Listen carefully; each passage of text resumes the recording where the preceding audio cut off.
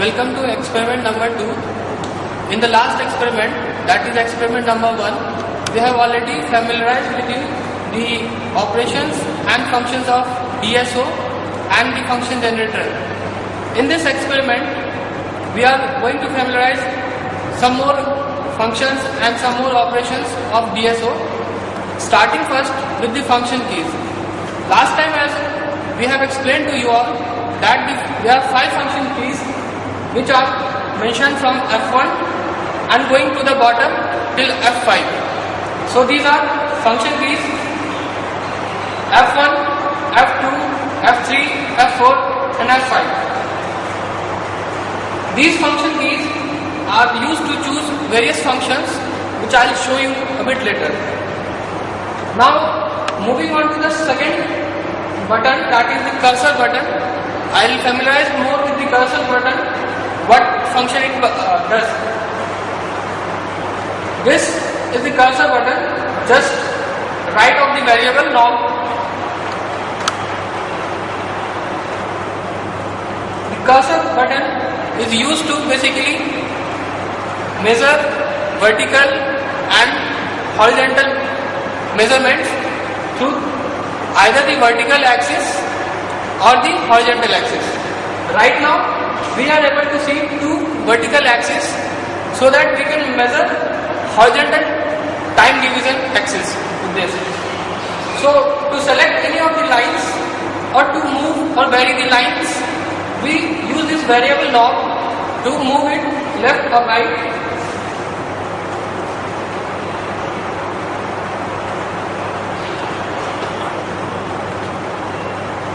Now as we can see that moving this variable knob,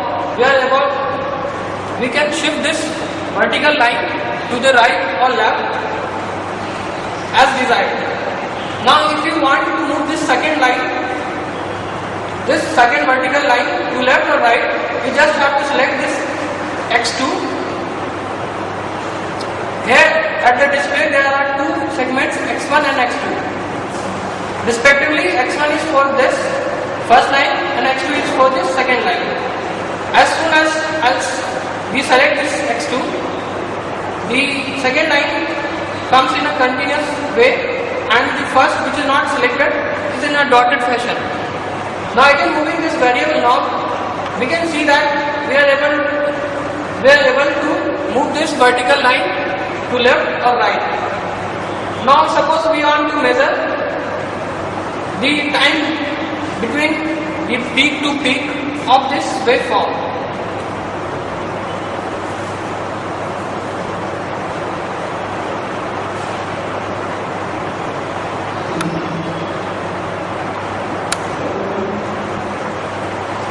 Now for the positive peak, the 2 measurements of the vertical lines, we have the value coming out that is being displayed over here to be 0.5 millisecond.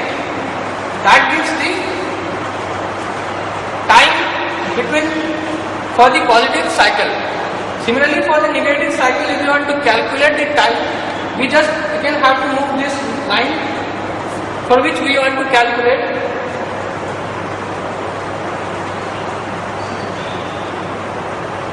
Again we can see from the measurement that is being displayed, it comes out to be 1.5 milliseconds.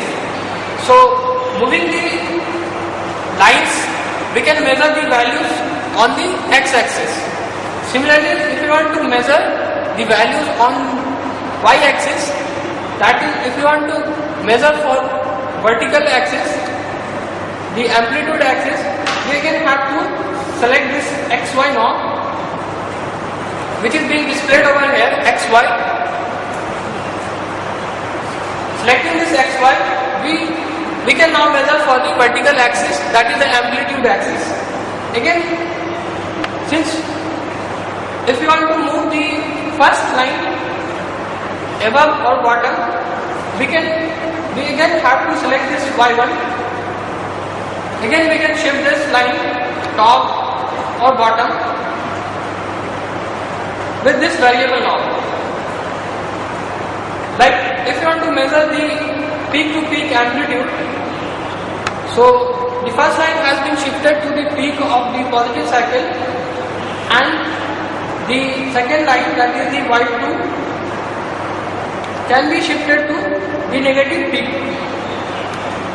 Now the measured value will be displayed over here. That is the difference between the Y1 and Y2 line, and it comes out to be around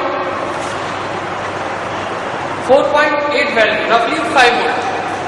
So these cursors, these horizontal and vertical cursors, can be used to measure the x-axis, that is the time axis, and the amplitude axis values.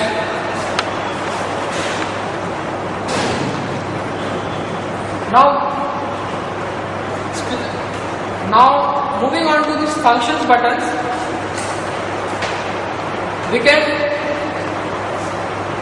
these are 5 functions buttons, F1 to F5,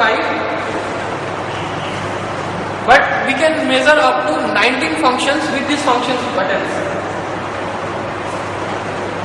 out of which 12 are of voltage and 7 are time measurements that we can do with these 5 functions buttons. These functions buttons can be selected with this measure. Currently,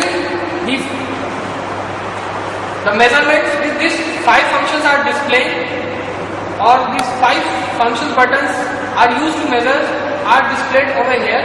Like the first function button is displaying peak to peak voltage. The second function button is displaying the period, and the third function button is displaying minimum voltage.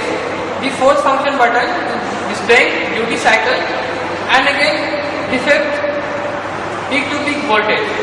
So these displays can be selected on our choice, whatever we require for our experiment.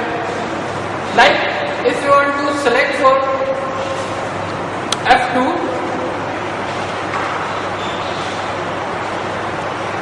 these are the 19 functions that we can select through these 5 function keys.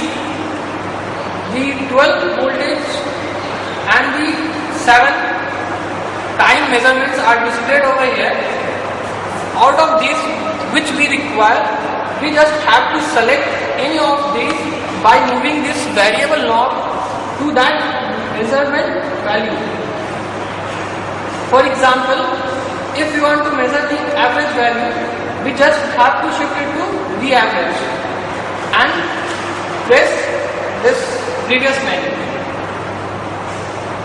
As we can see, the second function key has been shifted to V average. So it is now currently displaying the average voltage.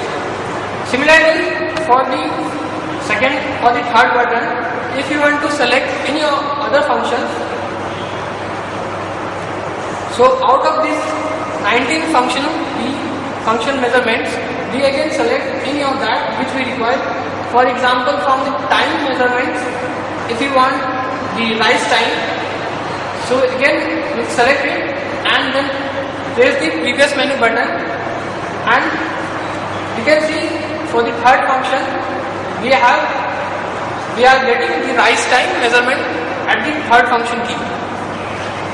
Similarly, any of the required 19 measurement values we can select from the function keys, and it can be displayed over here for our convenience.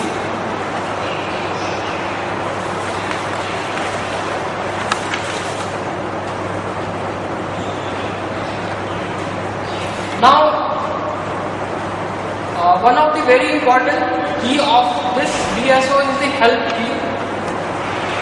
It is used to give the information about any of the keys, and it gives the functions of that key, and whatever required information is stored in it, it displays on it. For example, if you want this math function, if you want to understand the function of this math button, we just have to press the help button and press this math button. Here it will be displayed the functions of the math buttons. What functions can be performed with this math buttons? Like with the math button we can perform some of the 2 input channels, the difference of the two input channels, the FFT and other things. We can move these functions up and low with this variable knob.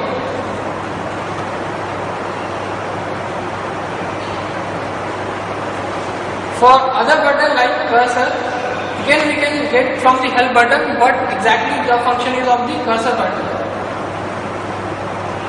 The property and the functions of the cursor is displayed over here, and from the variable knob we can shift it upwards to see other functions of it.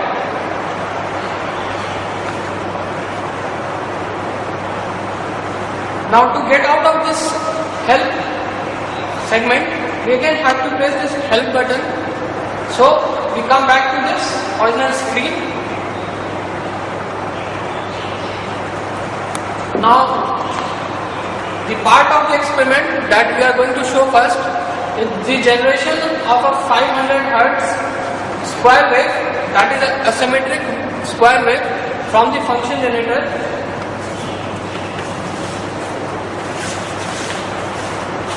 Currently it is displaying a 500 frequency, and from the wave button we have selected the square wave. The square wave is of 500 Hz.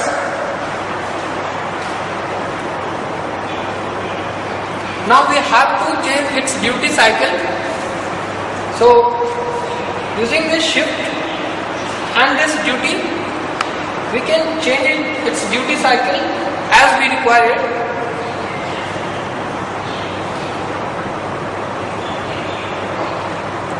Like for this experiment, we want our duty cycle to be 25%. Since we are providing a 500 Hz frequency from the function generator, so the waveform will have a time period of 2 milliseconds. So for making our duty cycle of 25%, we have to set the positive peak to be of 0.5 milliseconds. So we'll select this duty cycle using the shift and duty, and this is the variable knob. We can vary the value of the duty cycle with this knob. Currently we want it to be 25%.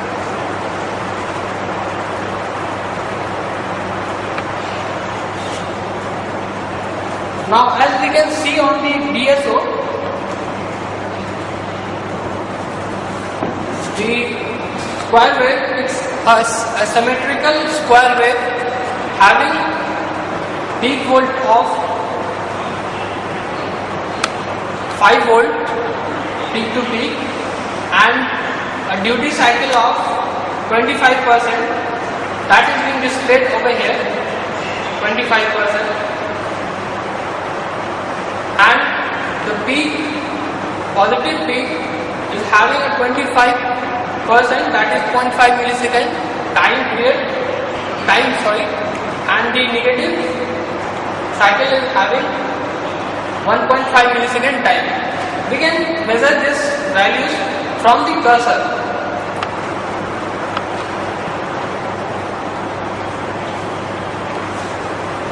For example, if you want to measure the time period of this waveform, so we want a vertical axis for it, vertical cursor, so that we can measure the horizontal values, horizontal axis values, time values. Now since we have shifted both the vertical lines from the corresponding to one time period, we can observe that the time period will be given by the difference of these two vertical lines, and as we can see it is being displayed to be 2 milliseconds.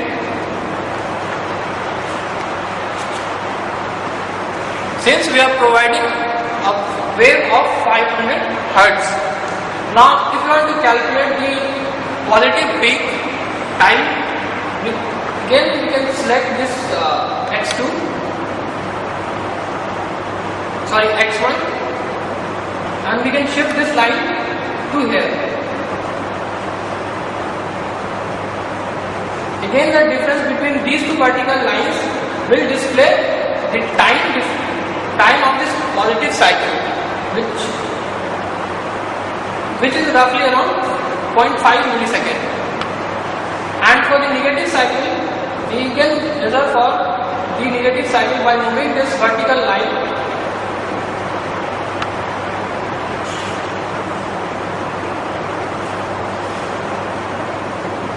Again, we can observe the value. The difference between these two vertical lines is coming out to be 1.5 millisecond. Now for the vertical measurements, we press this bottom function key, that is xy, to obtain the y lines.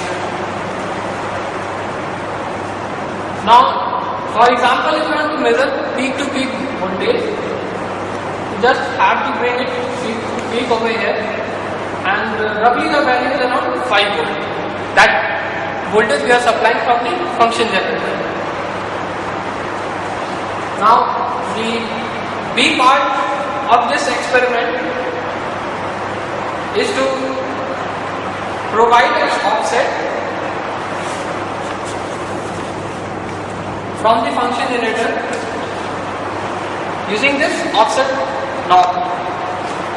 The offset is provided by pulling out the offset button outside, and if you want to provide an offset, first we will have to bring this waveform to 0 level.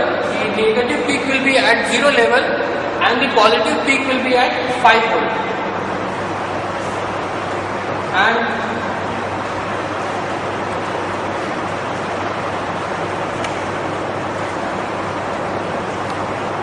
we'll turn off the offset and provide an amplitude of 5 volt using the amplitude knob. Currently, the amplitude provided is of 5 volt. So we can now observe the pulse waveform from the DSO, and we can turn on the offset. Now, moving on to the second part of this experiment. Now, familiarizing with the passive circuit elements, that is the second part of the experiment. First, we will introduce with the resistors. Resistors are basically of 3 types that can be classified as per their composition, power rating and tolerance. Here we can see some of the resistors which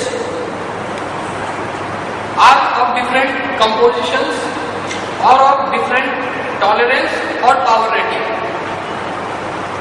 Resistors value can be measured using the color coding. The color code is depicted on the resistance. The values for each color band is given in the handout for the experiment. The different values are used to calculate the resistance values as per the color band. The color comes for whichever band.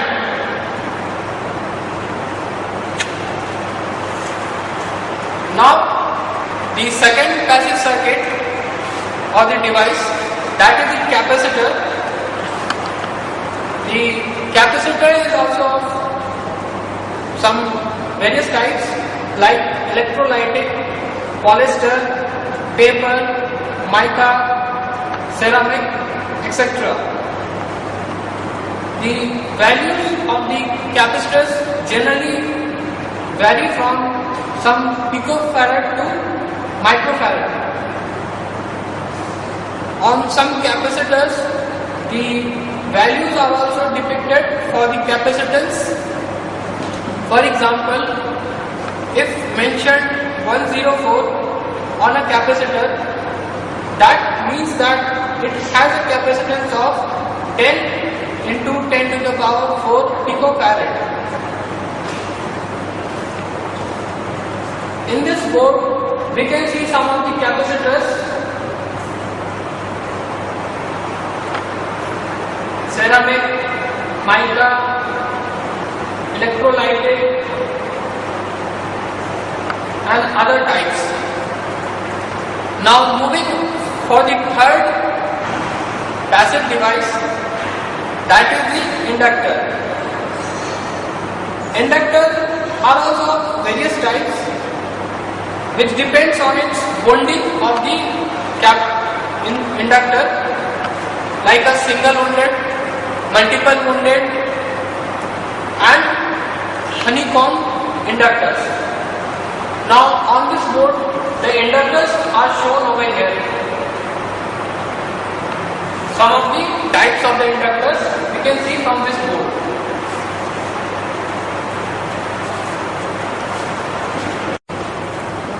Now moving on to the third part of this experiment, that is the display of IV characteristics of RLC elements as shown in the manual or the handbook.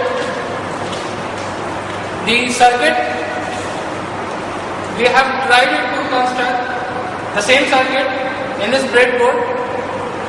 First with the resistors, the device under test first is the resistor as specified the value of the resistor in the manual.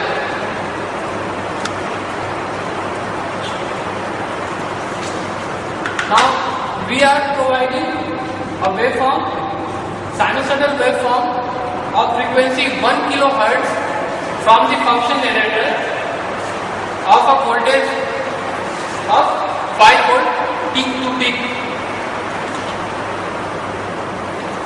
The waveforms as given in the input and the output can be seen in this display segment. The yellow one showing the V0 and the blue one showing VM as specified in the handbook.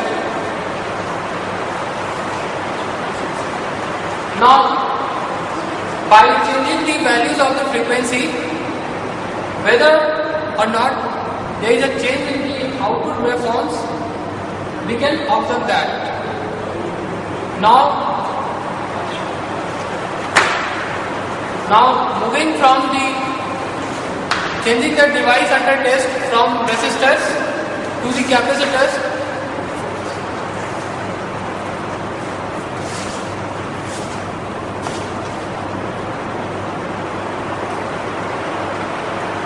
Now we have changed the device under test from resistors to capacitor, and we can observe the waveforms, the input, that is the V0 and the VM in this display segment. The yellow one showing V0, the blue one showing VM. We can see a phase lag of the 90 degree between V0 and VM. That comes due to the presence of the capacitor in this circuit. Now again we will change the frequency as given in the manual, and we can again observe the change in the waveform that will be displayed in this DSO.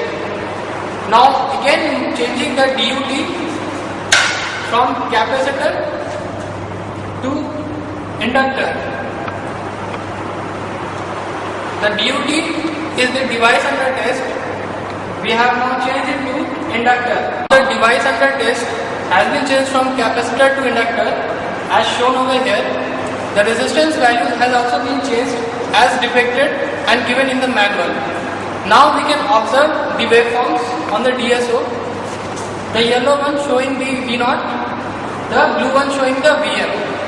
Again, if we change the frequency as given in the manual, we can observe the waveforms, the variation and the change in the waveforms as we change the frequency.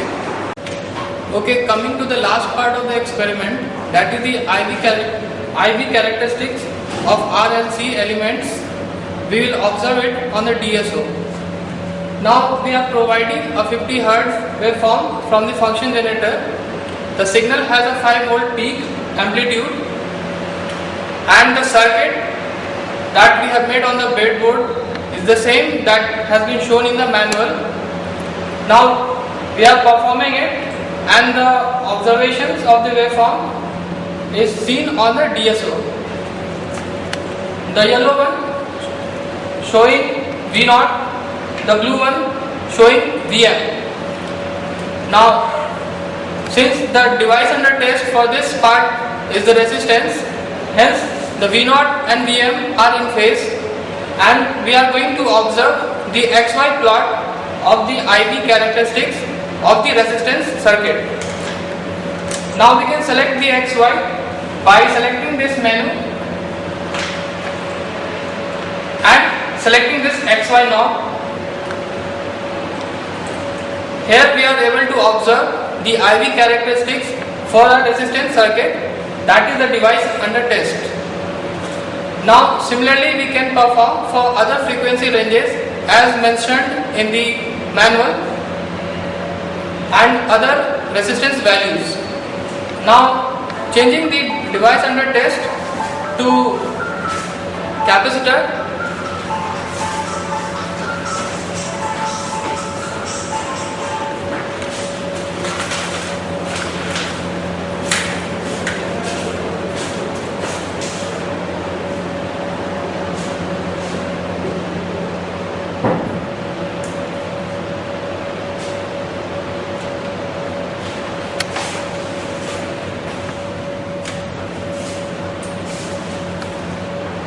Now, since the device under test is the capacitor, we can observe the waveforms on the DSO. The same signal of 50 Hz frequency and 5 volt peak from the function generator is given to the circuit. The waveforms as shown on the DSO, the V0 by yellow, the blue waveform for VM. Since we have used a capacitor in the circuit, hence we can observe a phase lag for the output V0, VM. Now again, if we want to observe the XY characteristics of the IV waveform, we again have to select the menu, and from there we have to select this XY mode. Similarly, for the other frequency ranges as mentioned in the manual, we can observe the IV characteristics for the capacitor device under test. Now similarly we can observe the IV characteristics for inductor by putting appropriate components on breadboard as specified in the manual. Thank you.